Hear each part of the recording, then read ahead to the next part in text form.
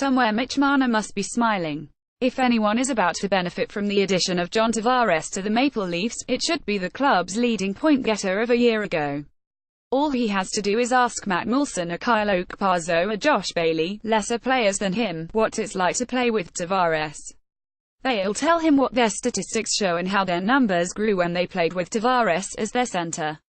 Moulson, out of the NHL at age 34, scored as many as 69 points playing with Tavares, as few as 21 in his second last in Buffalo.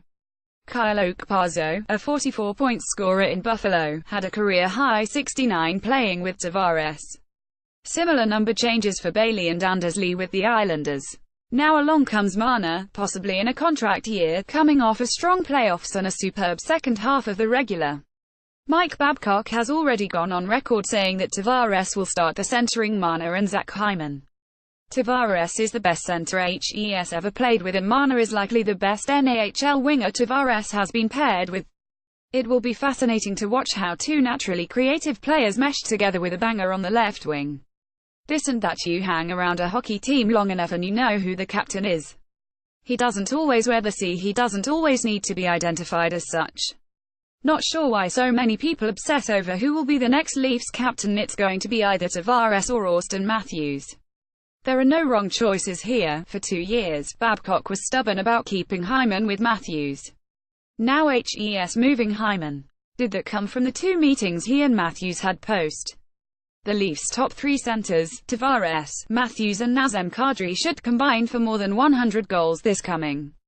That, with modest goal production from third-line wingers, will more than make up for the 36 goals lost with the departure of James Van Riemsdyk and the 18 goals lost with the leaving of Tyler Bozak and Leo Komarov. If I'm Pierre Dorian and it's my job to trade Erik Karlsson, there's not a chance in hell I'd send him to Tampa Bay or Dallas without getting one of young defenseman Mikhail Sergachev or Miro Heiskanen in return. Dorian, by the way, is too good a person, I knew his dad well, to find himself in the current muck HES strangling in with the Ottawa Senators. Tim Hunter will coach Canada at the World Junior Championship. Should have been Dale Hunter.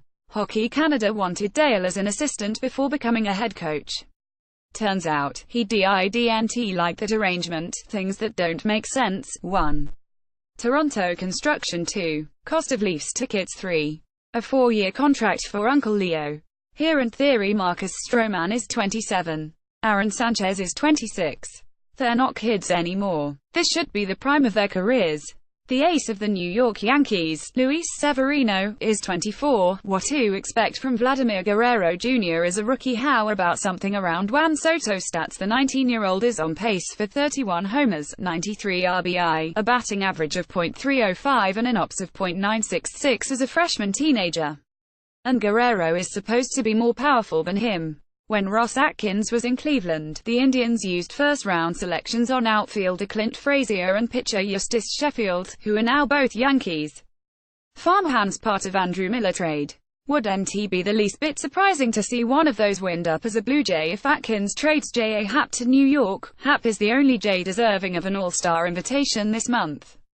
There is something about Lourdes Gurriel Jr. that just says ballplayer. He just looks like an athlete. No matter where he ends up playing, HES a keeper. Remember how hard the Blue Jays chased Dexter Fowler 2 winters back? Now the underachieving Cardinals would like to chase Fowler, who's having a terrible out of town. So long James Van Riemsdyk, and thanks for being the one Leaf always at his locker. And sorry, still, about your New York Jets. The last thing the Mets figured when they brought in Jose Bautista, a trade chip to play in late July. So who is Randall Grichuk, the guy of the first 40 games or the guy of the last 40 games? One of them is a pretty fine player. Scene and HEARDA question, now that LeBron James has gone to the Lakers. Who, after Giannis Antetokounmpo, are the best players in the Eastern Conference? Maybe Kyrie Irving, maybe Joel Embiid, maybe Ben Simmons, maybe Jason Tatum. Of those I asked, nobody said DeMar DeRozan or Kyle Lowry. The West is loaded with talent. Not sure why people are doing cartwheels over the Canadian Open being moved to June. The tournament should be a standalone event. Now it will be played right in middle of the Stanley Cup final. This was Kyle Dubas' first July 1st as an NHL general manager. All he did was make the largest free agent signing with the Leafs since a young Börje Salming was lured out of Sweden. Those who compare the Tavares signing to Roger Clemens joining the Blue Jays are missing context. Tavares signed near the top of his career with a semi-contending team. Clemens left the Red Sox for Toronto after having for less than Sterling's in a row in Boston, and the Jays were not considered contenders. The older the men from the Legion of Boom get, the more they will regret losing the Super Bowl in 2015. This was an all-time defense, now shattered and splattered, with one ring instead of two. The Jays contemplated trading Kevin Pillar last winter. They may have to contemplate it again this coming off-season. A possible Jays rotation for next: Stroman, Sanchez, Ryan Barucki, Sam Gaviglio, and fill in the blanks. They'll have $34 million to spend, with Happ, Marco Estrada and Jamie Garcia likely gone. When the Canadian press voted Denis Shapovalov Athlete of the Year last December, I made some noise, saying he was Story of the Year, not Athlete of the Year. Since then, HES lost in the second round at the Australian Open, French Open in Wimbledon. The kid is a kid. The Athlete of the Year thing was too soon. And another thing, Jimmy Rutherford signed Jack Johnson, which is what Rutherford does. Since going to Pittsburgh, HES added Justin Schultz, Ron Hainsey, Trevor Daley, Jamie Oleksiak to the Penguins' defense, among others, and has had success doing so. Johnson will be his latest reclamation project. I made a list of the top 11 centers in the NHL. The Leafs have Matthews and Tavares on the list. Pens have Sidney Crosby and Evgeny Malkin. No other team has two on the list. On my top 20, there are the Leafs with 2, Pittsburgh with 2, Washington with 2, with Evgeny Kuznetsov and Nick Backstrom, and Edmonton with 2, with Connor McDavid and Leon Draisaitl. The last time the Leafs had centers comparable to what they have now, the 1949 Leafs with SYL Apps, Max Bentley and Ted Kennedy. They won the Stanley Cup that year. Only 69 years ago. What does it mean to be a Cup favorite on July the 1st? Asked the Washington Capitals. Having lost Nate Schmidt in the expansion draft, traded Marcus Johansson, and lost Justin Williams, Daniel Winnick, Kevin Shattenkirk and Carl Alsner to free agency, they were considered nowhere last summer. All they did was win the Cup. Go figure. Tony Parker spends 17 years with San Antonio and leaves for Charlotte in free agency. 2 years ago, Penny Oleksiak and Andre DeGrasse were the breakout Canadian stars of the Rio Olympics. 2 years later, and 2 years to Tokyo, both are struggling to find past form. Those in the know tell me that of all the World Cups I haven't seen, this is the best one. Happy birthday to Jack Lambert 66, Alan Ashby 67, Terry Paul 62, Jamie Garcia 32, Sonny Weems 32 and Mike Labinjo 38, and hey, whatever became of Andres Galarraga? Changing trend favors Leafs. Are the Maple Leafs strong enough in goal and on defense to win a Stanley Cup? Logic would indicate no, but based on the last 2 Cup champions, and 3 of the past 4 winners, that answer would be a surprising yes. Time was, you could not consider yourself a real Stanley Cup contender without being near the top of the NHL in fewest goals against. Mike Babcock understands this better than anyone. He won his only Cup with the best defensive team in the league. He made it to the final in Anaheim in 2003 with a very tight defensive squad. Los Angeles won its 2 Cups, finishing first and second in goals against. Chicago won 3 Cups recently, 2 of them among the best in goals against.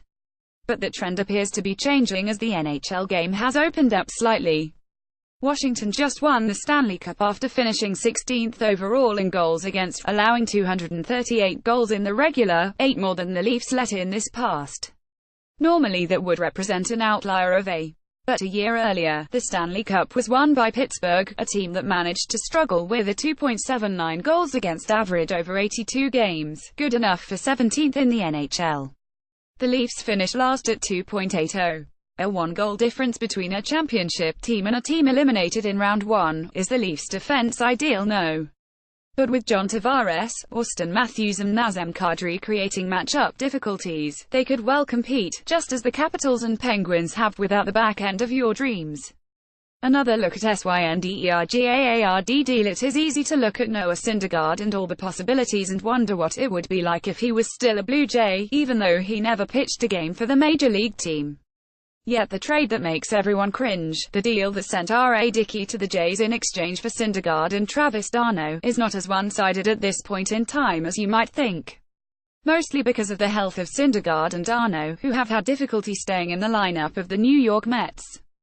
Syndergaard has started just 72 games in fours with the Mets and has missed 40 starts along the way. That means he's been available for about 64% of what would have been his scheduled starts. D'Arnaud had Tommy John surgery and is now out for this and who knows about next, that coming after he missed more than half of Mets games the past 5s. For all that was wrong with Dickey, and lots was, he was at least available, an innings muncher, who didn't miss a start in fours with the Jays, making 131 of them. He wound up pitching 824 innings for the Jays. Syndergaard has thrown 482 for the Mets. The deal may still make you cringe, but it would have felt a whole lot worse if Syndergaard and D'Arnaud had managed to stay healthy.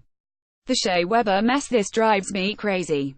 In every sport, in every league, the hopeful athlete who needs surgery, waits and waits to get healthy, and then gets operated on so late he won't be ready to play in the coming. The latest on the list is Shea Weber, the Montreal Canadiens' best defenseman. The Habs have done a whole of managerial dancing in trying to explain and make sense of the knee surgery that Weber had in June, that will keep him out of action for the next 6 months, minimum. Weber played his last NHL game in December. That meant 6 months went by before he underwent his second operation of the offseason. The circumstance is not unlike that Troy Tulowitzki, the Blue Jays shortstop who has gone missing in action and is approaching his 1-year anniversary of his last big league at-bat. Tulowitzki left a game last July 28 and at no time since then has he appeared able to play a game with the Jays. He went the entire off-season without surgery and finally had operations on both heels, for bone spurs, in April, more than 8 months after he last played. Sometimes doctors sometimes teams naively wait, as do players, hoping for better days. More often than not, there is regret for not being more proactive and losing a player for a longer period than expected. Simmons at postmedia.com, twitter.com/SimmonsSteve